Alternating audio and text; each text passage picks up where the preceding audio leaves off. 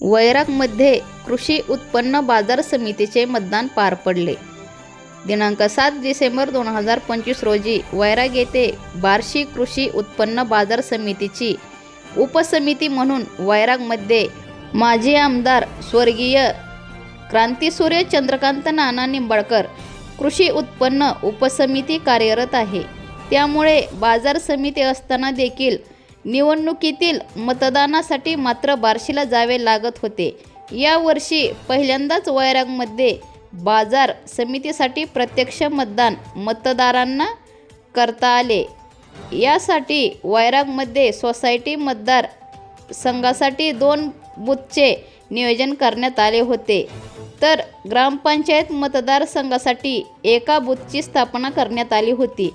एकूण 18 जागांपैकी व्यापारी मतदारसंघातील 2 जागा ह्या माजी आमदार राजेंद्र राऊत यांच्या गटाच्या यापूर्वीच बिनविरोध झालेले आहेत. त्यामुळे उरलेल्या 16 जागांसाठी प्रत्यक्ष मतदान प्रक्रिया पार पडली.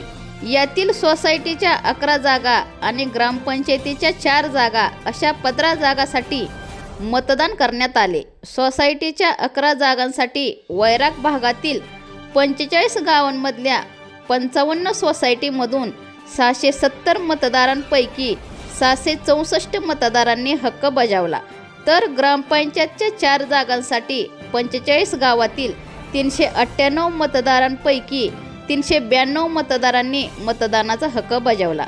या मतदारांमधील 4 जण मयत असून एकाचे नाव दुबार झाले असून 1 जण गैरहजर राहिले.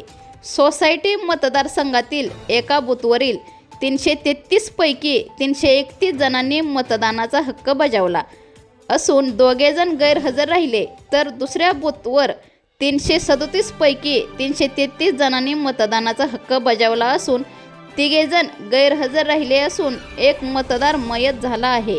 यामध्ये सर्व मतदान 99% झाले आहे.